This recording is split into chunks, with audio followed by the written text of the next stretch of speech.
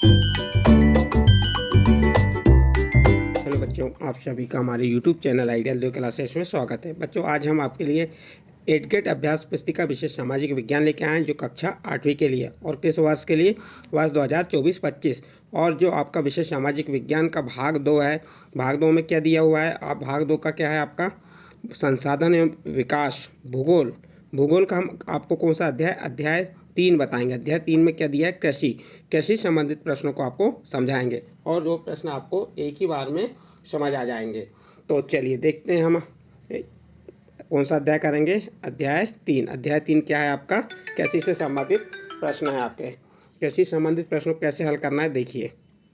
पहला, अध्याय 3 कृषि। प्रश्न नंबर 1, रेशम के कीटों का वाणिज्य पालन कहलाता है। क्या है आपका प्रश्न, रेशम के कीटों का वाणिज्य पालन कहलाता है।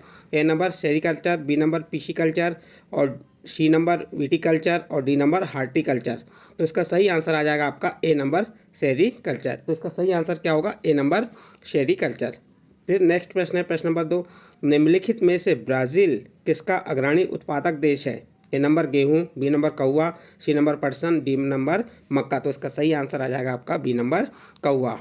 इसका नेक्स्ट प्रश्न है प्रश्न नंबर 3, कृषि एक प्राथमिक क्रिया है, इसमें शामिल नहीं है। ए नंबर औजारों का निर्माण, बी नंबर पशुधन पालन, सी नंबर सब्जियों का उगाना और डी नंबर फूलों का उगाना। तो इसका सही आंसर आ जाएगा आपका ए नंबर औजारों का निर्माण। नेक्स्ट प्रश्न है आपका प्रश्न नंबर 4, पर्वतीय ढालों वाले क्षेत्रों में रहने वाले परिवारों के लिए किस फसल का उत्पादन उपयुक्त है। ए नंबर गेहूं, बी नंबर चावल, सी नंबर मक्का और डी नंबर कॉफ़ी। तो इसका सही आंसर आ जाएगा डी नंबर कॉफ़ी। नेक्स्ट प्रश्न है, वाणिज्यिक कृषि के लिए उपयुक्त कथन है।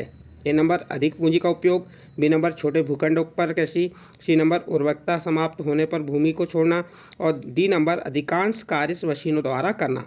तो यहाँ पे इसका ए नंबर में पहला दूसरा, बी नंबर में पहला चौथा, सी नंबर में दूसरा तीसरा और डी नंबर में दूसरा चौथा। तो इसका सही आंसर आ जाएगा बी नंबर पहला। पहला क्या है, अधिक पूंजी का उपयोग और दूसरा चौथा क्या है, अधिकांश कार्य मशीनों द्वारा करना। तो इस प्रकार से आपका प्रश्न नंबर 5 का उत्तर कंप्लीट होता है। नेक्स्ट प्रश्न आता है आपका प्रश्न नंबर 6। प्रश्न नंबर 6 क्या है, रिक्त स्थानों की पूर्ति कीजिए। ए नंबर जैविक कृषि में खालिस्तान का उपयोग किया जाता है।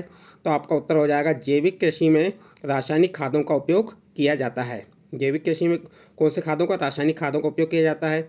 फिर कपास खालिस्तान वस्त्र उद्योग के लिए एक महत्वपूर्ण कच्चा माल है। तो आपका उत्तर हो जाएगा सूती वस्त्र उद्योग। फिर नेक्स्ट है, आधुनिक फार्म में किसान व्यवसायी की तरह कार्य करते हैं। तो इसका सही आंसर क्या आ जाएगा, सही आंसर खालिस्तान क्या बता देंगे, व्यवसायी।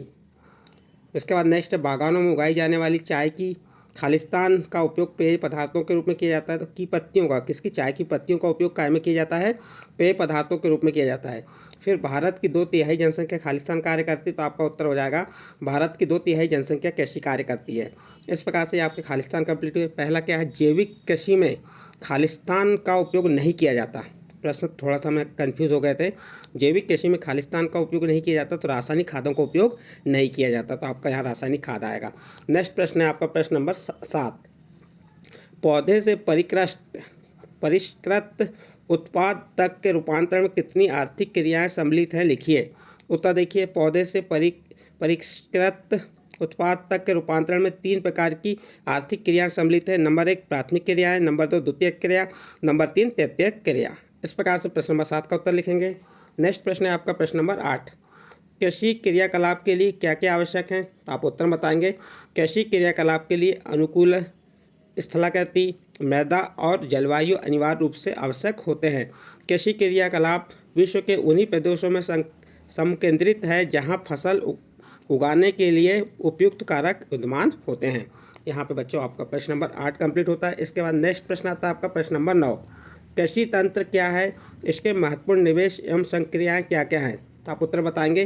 कृषि या खेती को एक तंत्र के रूप में देखा जा सकता है। इसके महत्वपूर्ण निवेश बीज, उर्वरक, मशीनरी और श्रमिक हैं। जुताई, बुआई, सिंचाई, निराई और कटाई इसकी कुछ संक्रियाएँ हैं। तो इस प्रकार से आप प्रश्न नंबर 9 का उत्तर लिखेंगे। इसके बाद नेक्स्ट प्रश्न है आपका प्रश्न नंबर 10, श्रम और प्रौद्योगिकी के स्तर के आधार पर कृषि को कितने प्रकारों में विभाजित किया गया है। तो आप उत्तर बता देंगे। श्रम और प्रौद्योगिकी के स्तर के आधार पर कृषि को 2 मुख्य प्रकारों में विभाजित किया गया है। नंबर 1 निर्वाह कृषि, नंबर 2 वाणिज्य कृषि। इस प्रकार से आप प्रश्न नंबर 10 का उत्तर कंप्लीट करेंगे। नेक्स्ट प्रश्न है आपका प्रश्न नंबर 11। जैविक कृषि से आप क्या समझते हैं, लिखिए। उत्तर देखिए इसका। जैविक कृषि से अभिप्राय कृषि की ऐसी प्रणाली से है जिसमें रासायनिक खादों एवं कीटनाशक दवाओं का प्रयोग नहीं किया जाता, बल्कि उसके स्थान पर जैविक खाद या प्राकृतिक खादों का प्रयोग किया जाता है। तो ये आपका प्रश्न नंबर 11 का उत्तर कंप्लीट हुआ। नेक्स्ट प्रश्न है आपका प्रश्न नंबर 12। आदिम निर्वाह कृषि में कौन कौन सी कृषि को शामिल किया गया है। उत्तर देखिए।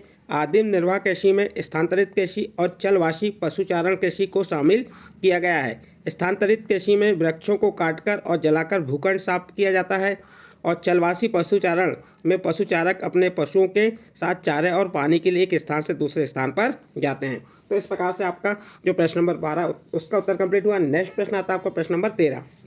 क्या कह रहा है प्रश्न नंबर 13? मिश्रित कृषि क्या है, यह किन किन प्रदेशों में प्रचलित है। उत्तर देखिए इसका।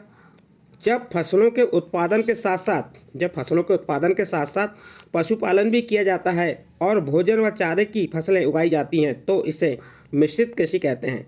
यह यूरोप, दक्षिण अफ्रीका, अर्जेंटीना और न्यूजीलैंड देशों में प्रचलित है। प्रश्न नंबर 13 कंप्लीट। इसके बाद नेक्स्ट प्रश्न है आपका प्रश्न नंबर 14। गेहूं की फसल के लिए किस प्रकार की जलवायु की आवश्यकता होती है और क्यों। उत्तर देखिए। गेहूं शीतोष्ण कटिबंधीय पौधा है। गेहूं की फसल के लिए मध्यम तापमान एवं वर्षा और शस्य कर्तन यानी फसल की कटाई के समय धूप की आवश्यकता होती है। गेहूं की उपज के लिए 50 सेंटीमीटर से लेकर 75 सेंटीमीटर तक वर्षा होनी चाहिए। वर्षा के अभाव की पूर्ति सिंचाई के साधनों से की जाती है। गेहूं की अच्छी उपज के लिए समतल उपजाऊ विस्तृत मैदान उपयुक्त होते हैं। इसकी उपज के लिए अच्छी जल निकास वाली दोमट मिट्टी उत्तम रहती है। तो इस प्रकार आप प्रश्न नंबर 14 का उत्तर लिखेंगे। इसके बाद नेक्स्ट प्रश्न है आपका प्रश्न नंबर 15। कपास की खेती के लिए किस प्रकार की जलवायु व मृदा उपयुक्त होती है, लिखिए। उत्तर देखिए। कपास एक नकदी फसल है। इसकी वृद्धि के लिए उच्च तापमान, हल्की वर्षा, 200 से 210 पाला रहित दिन और तेज चमकीली धूप की आवश्यकता होती है। यह काली और जलोढ़ मृदा में सर्वोत्तम उगती है। कपास की फसल मुख्यतः चीन, भारत, ब्राज़ील, पाकिस्तान और संयुक्त राज्य अमेरिका में होती है। यह आपका प्रश्न नंबर 15 का उत्तर कंप्लीट। नेक्स्ट प्रश्न है आपका प्रश्न नंबर 16। खाद्य सुरक्षा से क्या आशय है। उत्तर देखिए। खाद्य सुरक्षा से आशय पदार्थों को सुनिश्चित आपूर्ति एवं जन सामान्य के लिए भोज्य पदार्थों की उपलब्धता से है। पूरे विश्व में खाद्य सुरक्षा सदा से एक चिंता का विषय रहा है। जब भी अनाज उत्पादन में विश्व के वितरण की समस्या आती है तो सहज ही निर्धन परिवार इससे प्रभावित होते हैं। इस प्रकार आप प्रश्न नंबर 17 का उत्तर लिखेंगे। इसके बाद नेक्स्ट प्रश्न है आपका प्रश्न नंबर 18। आपके आसपास के क्षेत्र में किन किन फसलों का उत्पादन किया जाता है, इन्हें खाद्यान्न तथा व्यापारिक फसलों में वर्गीकृत कीजिए। देखिए, हमारे आसपास के क्षेत्र में गेहूं, धान, मक्का, सोयाबीन, चना, गन्ना, कपास, जूट आदि फसलों का उत्पादन किया जाता है। खाद्यान्न फसलें कौन सी हो गई? गेहूं, धान, मक्का, सोयाबीन आदि। और व्यापारिक फसलें गन्ना, कपास, जूट आदि। इस प्रकार से बच्चों आपका प्रश्न नंबर 17 कंप्लीट होता है। और इस प्रश्न के साथ ही आपके जो भूगोल का अध्याय 3 कंप्लीट हुआ। अध्याय 3 के प्रश्न के उत्तर आपको बताए। इन प्रश्न के उत्तर आपको अच्छे लगे हों तो आप हमारे चैनल आइडियल देव क्लासेस को सब्सक्राइब कीजिए, लाइक कीजिए और इस वीडियो को अन्य ग्रुप में शेयर जरूर कीजिए।